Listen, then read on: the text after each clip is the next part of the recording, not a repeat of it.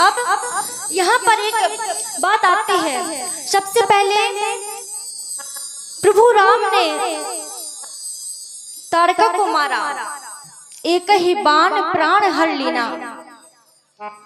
और जब हमारे कन्हैया लाल का प्राकट्य होता है तो सबसे पहले उन्होंने भी एक नारी को ही मारा था, उसका प्रभु ने उद्धार किया था। तो यहाँ पर त्रेता युग में राम भगवान ने सबसे पहले ताड़का को मारा, तो द्वापर युग में मेरे कन्हैया ने सबसे पहले पूतना का उद्धार किया। इस प्रकार से प्रभु ने ताड़का के साथ में डगर में चलते चलते कई असुरों का संहार किया। विश्वामित्र के साथ वहां जाकर प्रभु ने मारीच और सुबाहु जो निशाचर थे उनका उद्धार किया। और एक बाण ऐसा चलाया कि मेरे प्रभु ने सुबाहु का उद्धार किया, उसका उद्धार हो गया। और दूसरे बाण के लगते ही जो मारीच था तो मानस में कहा कि सत जो जनगा सागर पारा। प्रभु ने दूसरे बाण से सुबाहु का उद्धार किया और मारीच का उद्धार किया।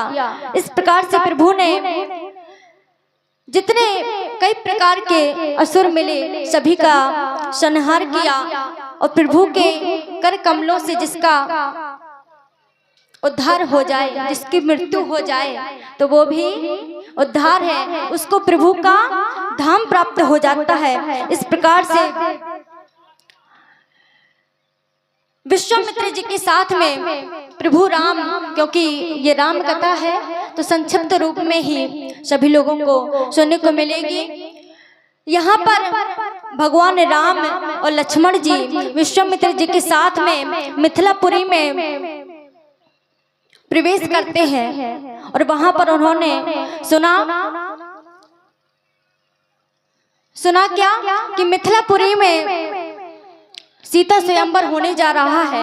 महाराज जनक ने एक बहुत ही बड़ा स्वयंवर का आयोजन किया है।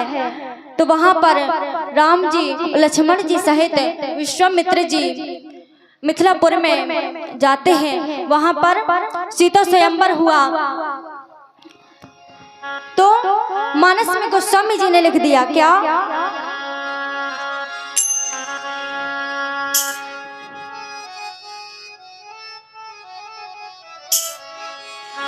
कि भूपे सहसे 10 एक ही बारा, भूपे सहसे 10 एक ही बारा, भूपे सहसे 10 एक ही बारा, भूपे सहसे 10 एक ही बारा, लगे उठावने तरही न डारा, लगे उठावने तरही न डारा, लगे उठावने तरही न डारा।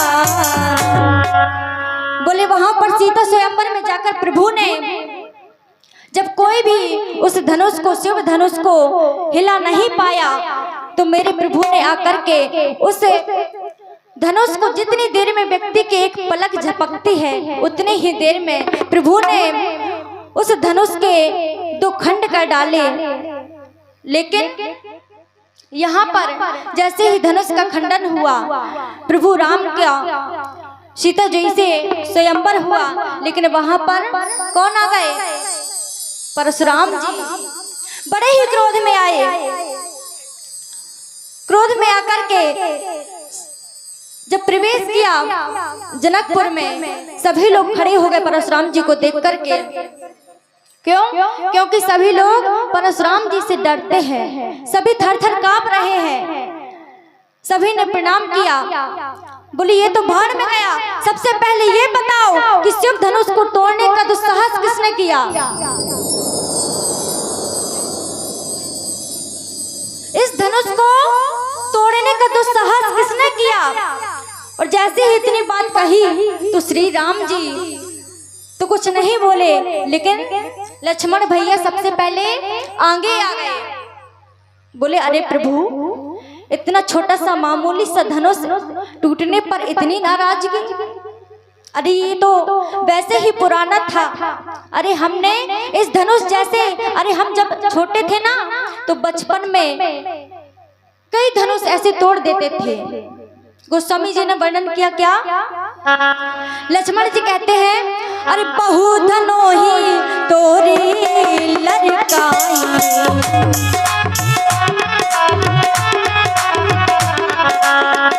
कबहु नासिर से कीने गुसाई,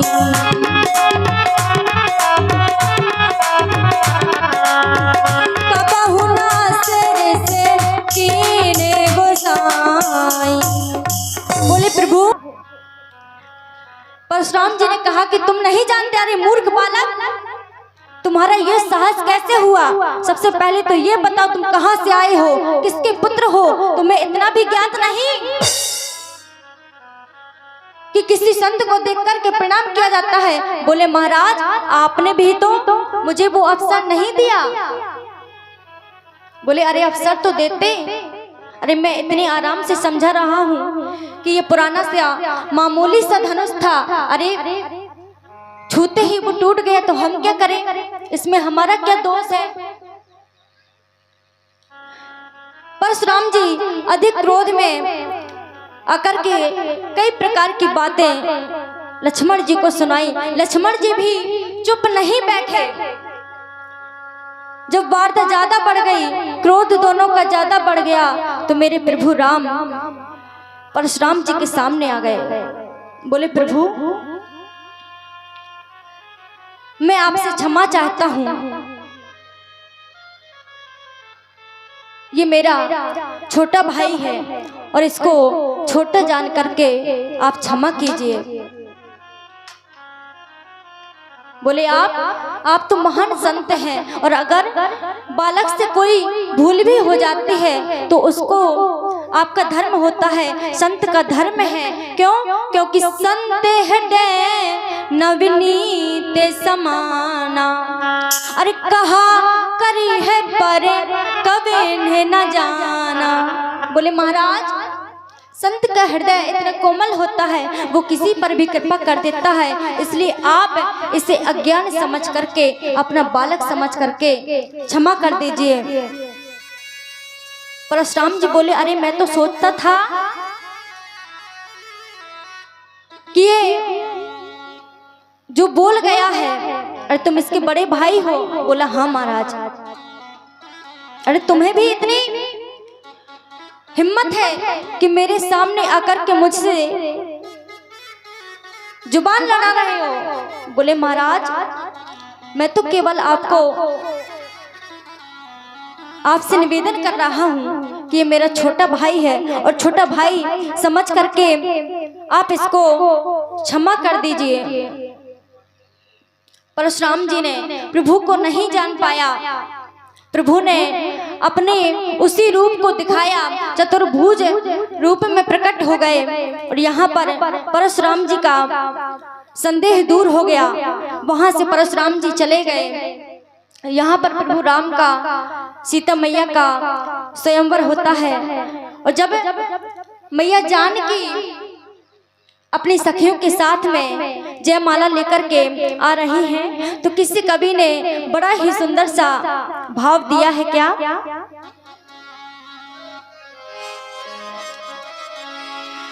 मैया जानकी प्रभु के निकट आने लगी, लेकिन जैसे ही जयमाल के लिए खड़ी हुई तो अब जानकी मैया इतने छोटे, राम जी उनसे काफी लंबे, अब बड़ा होने के कारण वो जयमाल प्रभु तक नहीं पहुंच पा रहा है। और जब नहीं पहुंचा तो सखियां, जो उसमें एक चतुर सखी थी, तो वो बोलने लगे, कहने लगे कि राघव, अरे झुके जइयो, अरे झुके जइयो तनके रघुवीर, लली मोरी छोटी सी, झुके जइयो तनके रघुवीर, लली मोरी छोटी सी।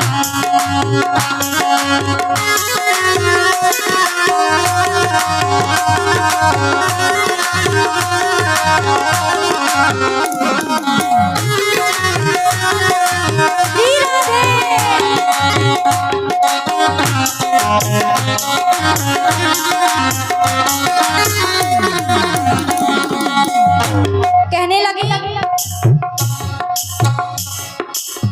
लली मोरी छोटी सिया मोरी छोटी, लली मोरी छोटी सिया मेरी छोटी, लली मोरी छोटी सिया मोरी छोटी, लली मोरी छोटी सिया मोरी छोटी। और जहाँ तक हम जानते हैं, अरे तुम हो प्रभु तुम हो बड़े बलवीर, सिया मोरी छोटी सी, अरे तुम हो बड़े बलवीर मोरी छोटी।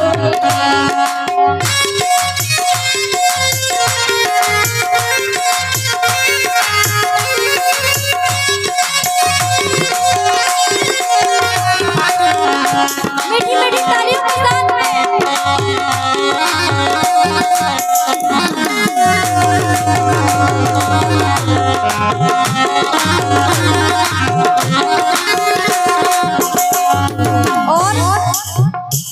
सखिया कहने लगी कि प्रभु ज्यादा विलंब मत करिए।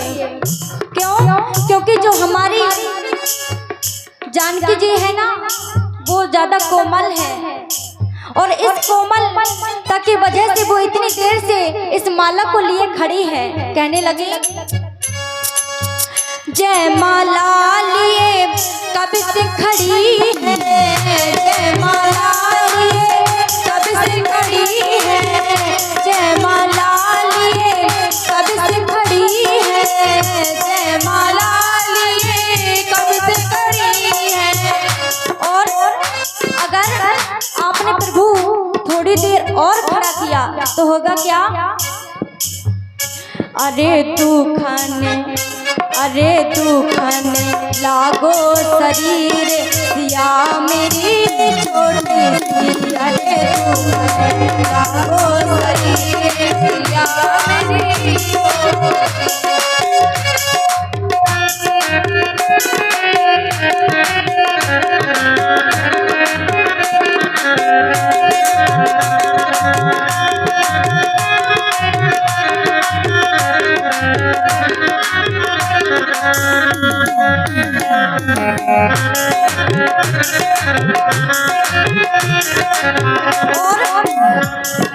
सखी कहते हैं कि प्रभु तुम हो राम जी अयोध्या के राजा, तुम हो राम जी अयोध्या के राजा, तुम हो राम जी अयोध्या के राजा, तुम हो राम जी अवधपुर के राजा, तुम हो राम जी अयोध्या के राजा।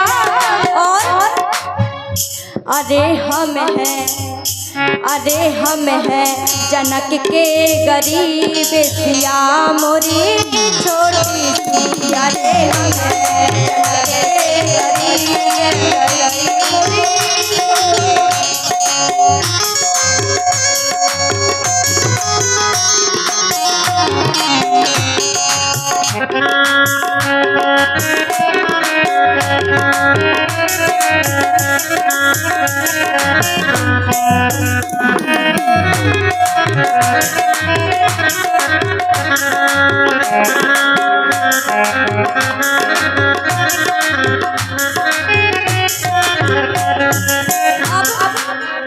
जब काफी देर हो गई है लेकिन राम जी जरा भी झुके नहीं, लेकिन वहां पर लक्ष्मण जी ने जब जानकी मैया की दुविधा को देख लिया और पहचान लिया तो लक्ष्मण जी ने किया क्या? लक्ष्मण ने भाभी की दुविधा पहचानी, लक्ष्मण ने भाभी की दुविधा पहचानी, लक्ष्मण ने भाभी की दुविधा पहचानी। और लखनलाल जी ने जब ये सारा का सारा जो दुविधा थी उनकी सारी दुविधा को पहचान लिया तो वो राम जी के चरणों में साष्टांग लेट गए। और जैसे ही लेटे और लखनलाल जी चरणों में गिर जाए और राम जी उनको उठाए नहीं, ऐसा नहीं हो सकता। अब यहाँ पर लखनलाल जी ने यहाँ पर एक चालाकी दिखाई।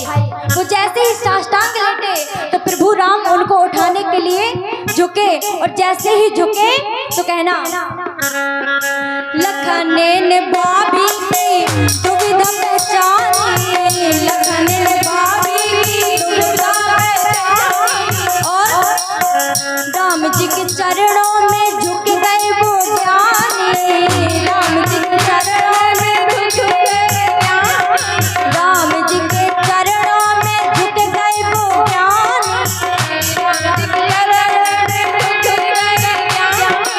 अब जैसे ही राम जी उनको उठाने के लिए झुके तो सीता मैया ने तत्काल ही उनको जयमाला डाल दी, और जब जयमाला डाल दी तो सारे अयोध्यावासी, सारे मिथिलावासी जितने भी वहां पर मौजूद हैं सब कहने के लगे, सबे कहे जय जय रघुवीर सिया मोरी छोटी सी, सबे कहे जय जय रघुवीर सिया मोरी छोटी।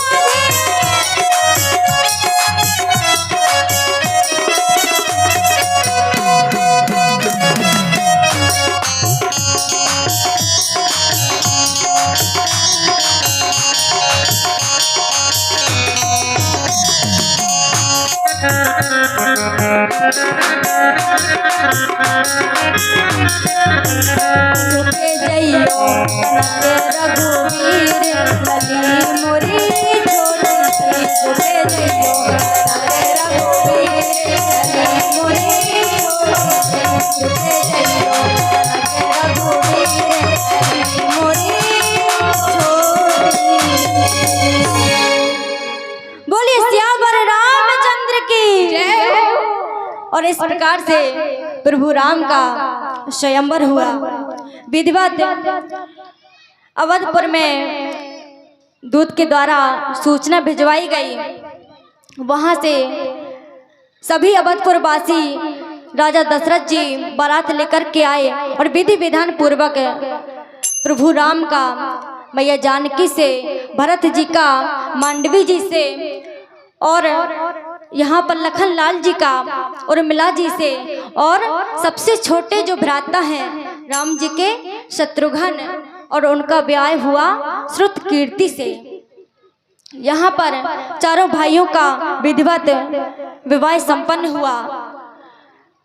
प्रभु राम चारों भाइयों सहित अवधपुर में आए, धूमधाम से खुशियां मनाई गई। लेकिन अब समय आ गया, दशरथ जी ने मन में विचार किया, बोले सब कार्य कुशलता पूर्वक हो गया, लेकिन अब मैं चाहता हूं कि जो ये राजगद्दी का कार्य है ये मेरा ज्येष्ठ पुत्र राम संभाले। और इस प्रकार से ये बात दशरथ जी ने वशिष्ठ मुनि जी से कही। और जैसे ही राजगद्दी की तैयारी होने लगी तो यहाँ पर कैकेयी मैया ने 2 वरदान मांग लिए। पहले वर में राम जी को 14 वर्ष का वनवास, और दूसरे वर में भरत जी को राजगद्दी, भरत का राज्याभिषेक। जैसे ही ये बात महाराज दशरथ ने सुनी, व्याकुल हो गए और वहीं पर जमीन में गिर गए। उन्होंने अपने प्राणों का त्याग कर दिया। महाराज दशरथ ने जैसे ही अपने प्राणों का त्याग किया तो देखिए यहाँ पर राम राम कही, राम कही, राम राम कही, राम तनु पर हरि रघुबर बिरह राहु गयऊ सुरे धाम। महाराज दशरथ ने 6 बार राम राम कहकर के अपने इस देह को त्याग दिया। ये सूचना जैसा कि पहले वर में राम जी को 14 वर्ष का वनवास मांगा था, उसे वचन को मांग करके सिरोधार्य करके प्रभु राम वन चले गए सीता मैया और लखन लाल सहित। यहाँ पर वन में जाकर सीता मैया का रावण जैसे दुष्ट राक्षस ने हरण कर लिया। प्रभु राम मैया जानकी को खोजते हैं, वृक्षों से पूछते हैं, लताओं से पूछते हैं, नदियों से पूछते हैं, तो गोस्वामी जी वर्णन देते हैं।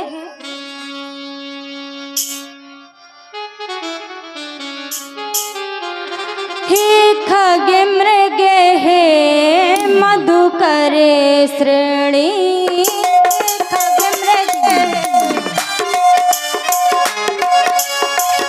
हे खगे मृगे हे मधुकरे श्रेणी,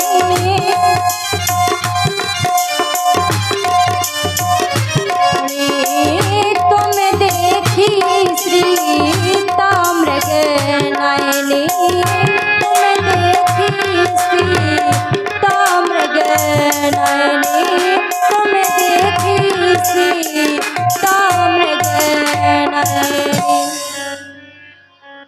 भगवान राम विलाप करते करते लताओं से पूछते हैं, सारे जितने भी पशु पक्षी हैं वन में सभी से पूछते हैं, क्या तुमने मेरी जानकी को देखा? लेकिन यहाँ पर कोई भी जवाब नहीं देता, सभी का मुख बंद है। प्रभु खोजते खोजते जब गए तो रास्ते में जटायु जमीन पर पड़े हुए मिले। जटायु ने प्रभु राम को सारा वृत्तांत बताया कि रावण जैसा दुष्ट राक्षस मैया जानकी का हरण करके ले गया है। प्रभु राम ने योजना बनाई इस प्रकार से, माता जानकी को रावण अशोक वाटिका में ले गया। प्रभु राम ने योजना बनाई, पुल का निर्माण किया और वहां पर जाकर भी प्रभु राम ने कई असुरों का संहार किया। लेकिन एक वहां पर भक्त का नाम आता है, उसका नाम है क्या? जब भगवान श्री राम श्रृंगबेरपुर में पहुंचे तो वहां पर मतंग मुनि की शिष्या जो सबरी थी, वो भी मतंग ऋषि कह के गए थे कि एक दिन प्रभु राम आएंगे। तो वो उसी आशा विश्वास के साथ में रोज गलियां सजाती कि प्रभु जाने कब आ जाएं। उस बगीचे से बेर तोड़ तोड़ करके लाती। किसी ने बड़ा ही सुंदर भाव दिया है यहाँ पर,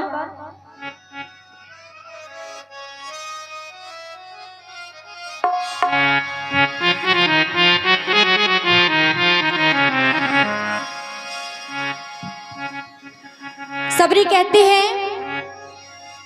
अरे मेरी झोपड़ी के हो, मेरी झोपड़ी के भाग्य आज खुल जाएंगे, राम आएंगे। मेरी झोपड़ी के भाग्य आज खुल जाएंगे, राम आएंगे।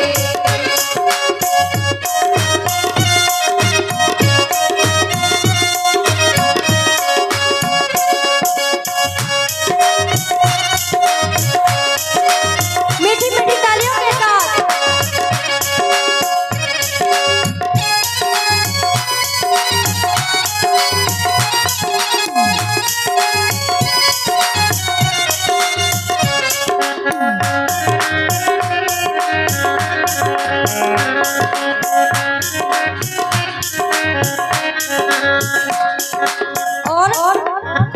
केवल मन में एक आशा है और एक विश्वास है। क्यों? क्योंकि अगर भगवान को पाना है तो सबसे पहले 3 बातों को याद रखना है। क्या? विश्वास, संबंध और समर्पण। लेकिन सबरी मैया के मन में एक विश्वास है। कहने क्या लगे? राम आएंगे आएंगे राम आएंगे, राम आएंगे आएंगे राम आएंगे, राम आएंगे आएंगे राम आएंगे, राम आएंगे आएंगे राम आएंगे। मेरे कुटिया के भाग्य आज खुल जाएंगे राम आएंगे, मेरी कुटिया के भाग्य आज खुल जाएंगे राम आएंगे।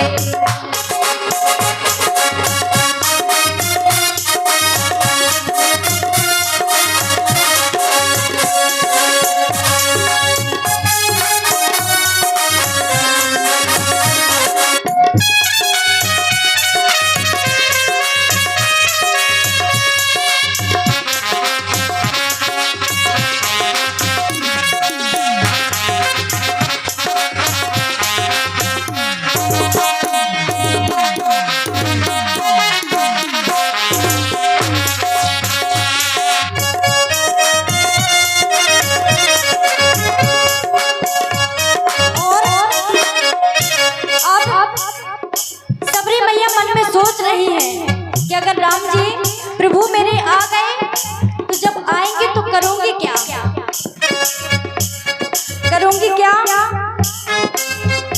राम आएंगे तो अंगना सजाऊंगी, राम आएंगे तो अंगना सजाऊंगी, राम आएंगे तो अंगना सजाऊंगी, राम आएंगे तो अंगना सजाऊंगी। दीप जला के दिवाली मैं मनाऊंगी, दीप जला के दिवाली मैं मनाऊंगी। और जब इतने सारे दीपक को मैं एक साथ जलाऊंगी तो होगा क्या? मेरे जन्मों के पाप सारे मिटे जाएंगे, मेरे जन्मों के पाप मिटे जाएंगे राम आएंगे।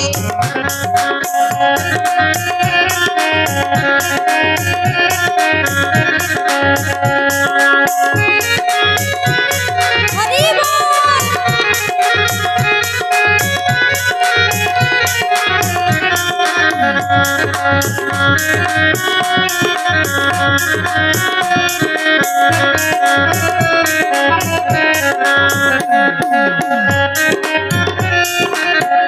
और अगर प्रभु आ गए तो और क्या करूंगी? राम आएंगे तो झूला मैं झूलाऊंगी, राम आएंगे तो झूला मैं झूलाऊंगी, राम झूलेंगे तो झूला मैं झूलाऊंगी, राम आएंगे तो झूला मैं झूलाऊंगी। और मीठे मीठे मीठे मैं भजन सुनाऊंगी, मीठे मीठे मैं भजन सुनाऊंगी, मीठे मीठे मैं भजन सुनाऊंगी, मीठे मीठे मैं भजन सुनाऊंगी। तो मेरी जिंदगी के सारे पाप कट जाएंगे राम आएंगे, मेरी जिंदगी के सारे पाप कट जाएंगे राम आएंगे।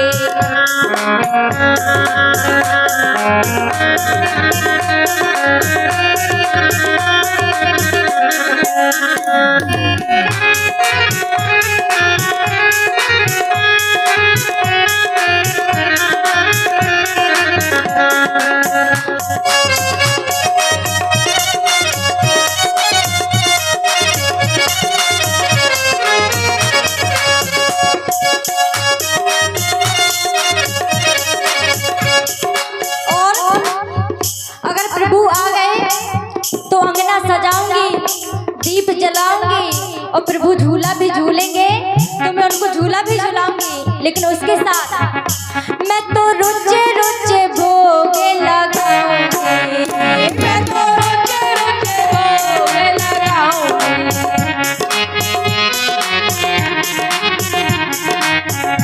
मैं तो रुचे रुचे भोग लगाऊंगी, मैं तो रुचे रुचे भोग लगाऊंगी। और मीठे मीठे पेड़ उन्हें को खिलाऊंगी, मीठे मीठे पेड़ उन्हें को खिलाऊंगी, मीठे मीठे पेड़ उन्हें को खिलाऊंगी, मीठे मीठे पेड़ उन्हें को खिलाऊंगी। और ये सब होगा कैसे? क्यों? क्योंकि उसके साथ एक बड़ा कारण है। क्यों? क्योंकि मुझे विश्वास है अगर मेरे गुरुजी कह के गए हैं कि तुम्हारी कुटिया में राम आएंगे तो आएंगे जरूर। इसलिए गुरु कृपा से भाग मेरे, कि गुरु कृपा से भाग मेरे खुल जाएंगे, राम आएंगे, गुरु कृपा से भाग मेरे खुल जाएंगे, राम आएंगे।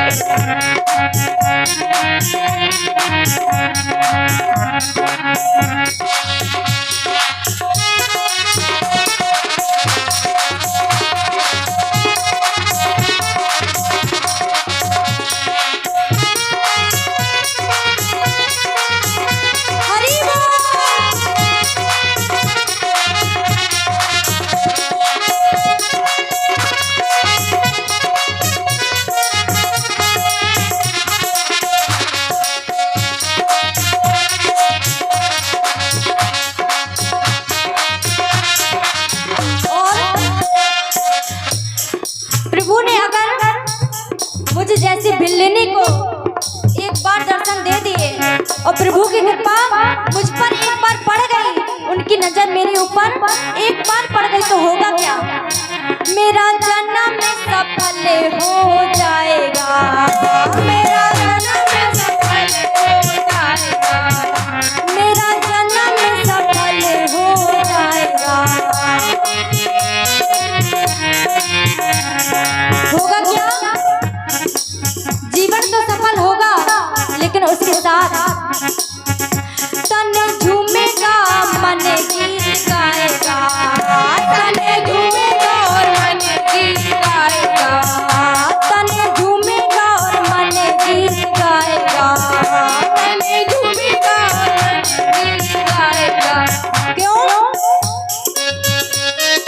क्योंकि मैंने सुना है अगर प्रभु आते हैं दर्शन देने तो एक भक्त को प्रभु ने दर्शन ऐसे भी दिए कि केवल अकेले नहीं आए, साथ में कौन कौन आया? सीता मैया और उनके प्यारे भाई भरत लक्ष्मण शत्रुघ्न तीनों भाई भी आते हैं। तो होगा क्या? संगे सीता जी को प्रभु राम साथ लाएंगे, राम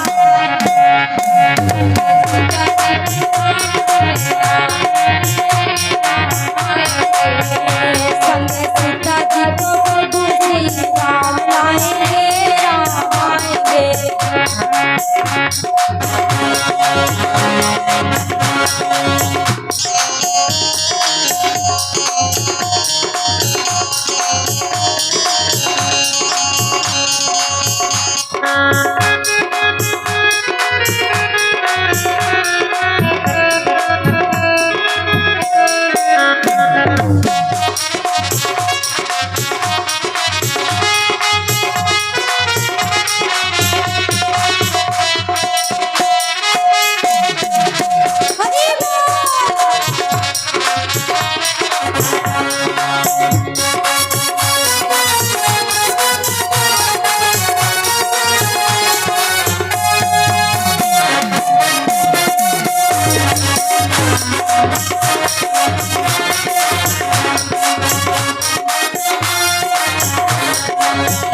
मेरी झोपड़ी के बाग खोले जाएंगे, राम आएंगे, मेरी झोपड़ी के बाग खोले जाएंगे, राम आएंगे, मेरी झोपड़ी के बाग खोले जाएंगे, राम आएंगे, राम आएंगे, राम आएंगे, राम आएंगे। बोले राजा रामचंद्र की जय हो। और उसी आशा विश्वास के साथ में शबरी मैया नित्य प्रतिदिन गलियां फूलों से बिछा देते। क्यों? क्योंकि केवल उनके मन में एक विश्वास था और वो दिन आ गया कि प्रभु श्री राम लक्ष्मण भैया सहित मैया शबरी की कुटिया में पधारे।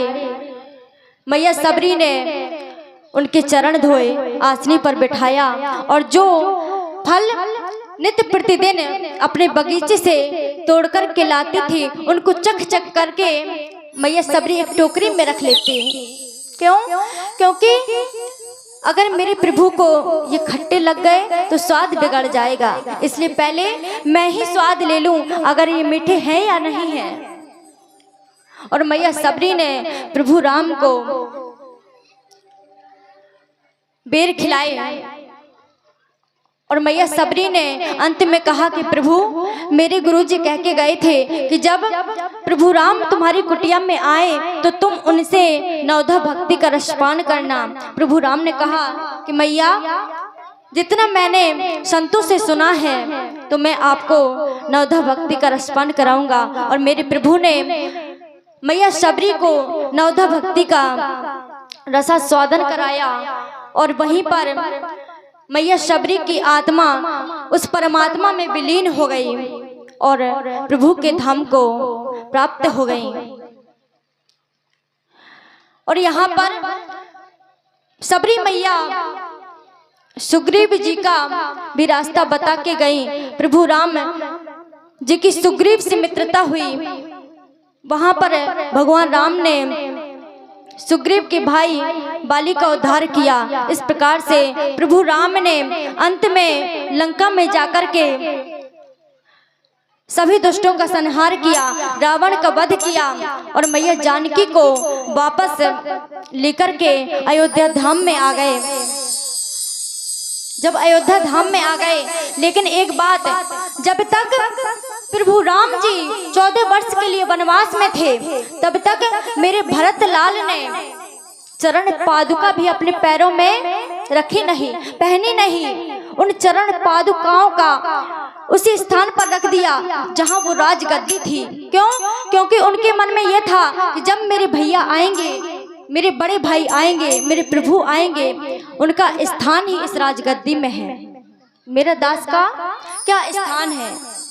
प्रभु राम मैया जानकी को लेकर के अयोध्या धाम में आ गए और इस प्रकार से प्रभु राम को राजगद्दी पर बिठाया गया। मैया जानकी सहित वहां पर जय जयकार होने लगी और प्रभु राम का राज्य तिलक हुआ।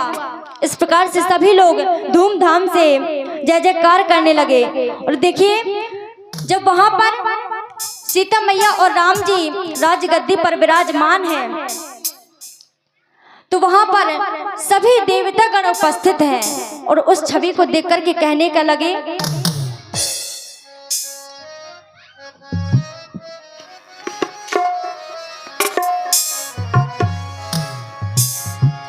अरे सीता राम दरस रस बरसे जैसे सावन की झड़ी, सीता राम दरस रस बरसे जैसे सावन की झड़ी।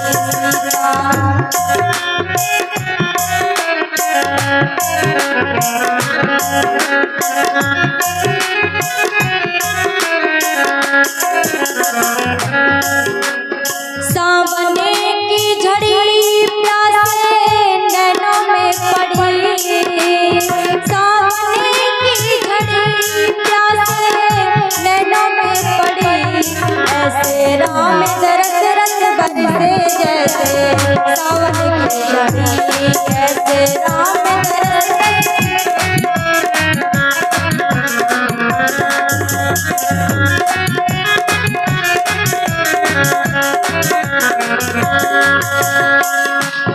और सभी लोग जब जय जयकार ध्वनि की गुंजान कर रहे हैं तो किसी कवि ने बड़ा ही सुंदर भाव दिया,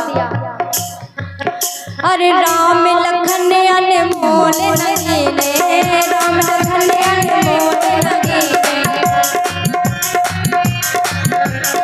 राम लखन अनमोल नगीने, अवध भक्ति में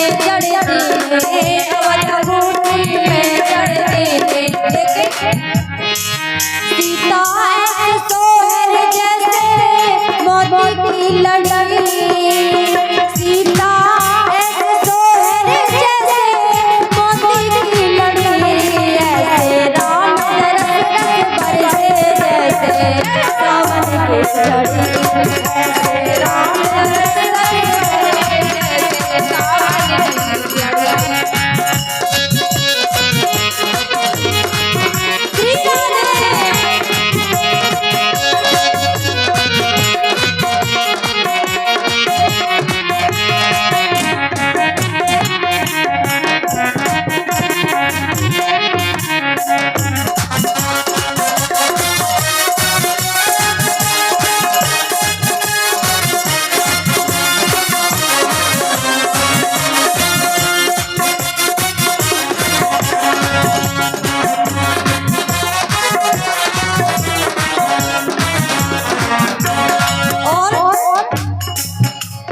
राम सिया को रूप निहारे, राम सिया को रूप निहारे, नाच गावे सब नर नारी, नाच गावे सब नर नारी। और अब देखिए यहाँ भी जब भगवान का राज्य तिलक हुआ तो एक सखी दूसरी सखी से कहने लगी, बोले कि तुम्हें पता है भगवान के दर्शन के लिए, उनकी छवि को निहारने के लिए कितनी बड़ी लाइन लगी है, अरे जल्दी चलो। तो कहा राम सिया को रूप निहारे, राम सिया को रूप निहारे, नाच गावे सब नर नारी, नाच गावे सब नर नारी। तो चल रही, अरे चल रही दर्शन कर आवे, चल रही दर्शन कर आवेगा, सोचते खड़ी,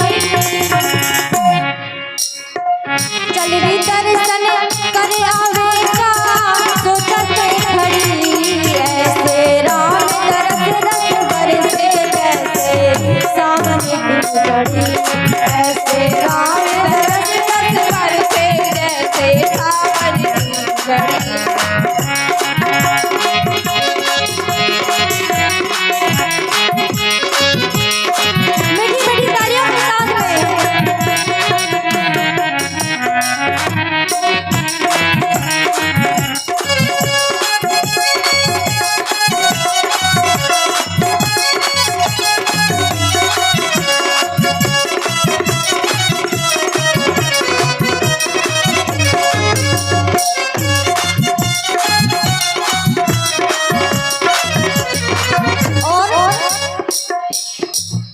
अब जितनी भी सखियां हैं, सखियों के साथ में छोटे छोटे बाल गोपाल सभी लाइन में लगे हैं और प्रभु की छवि को देख करके मन में विचार करने लगे और एक दूसरे से कहने लगे क्या,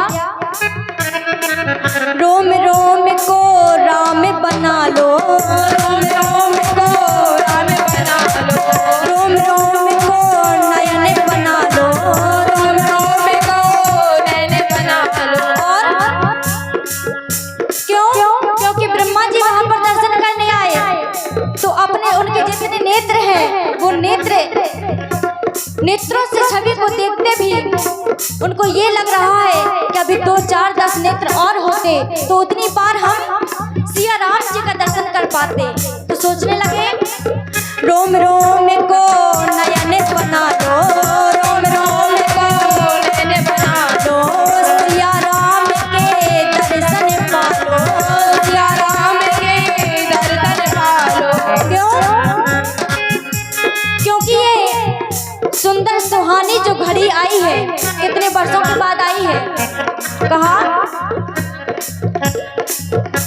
अरे बरसों पीछे आई है, बरसों पीछे आई है मिलन की घड़ी, बरसों पीछे आई है मिलन की घड़ी, सीताराम दरस रस बरसे जैसे सावन की जड़ी, सीताराम दरस रस बरसे जैसे सावन की जड़ी, सीताराम दरस रस बरसे जैसे सावन की जड़ी, सीताराम दरस रस बरसे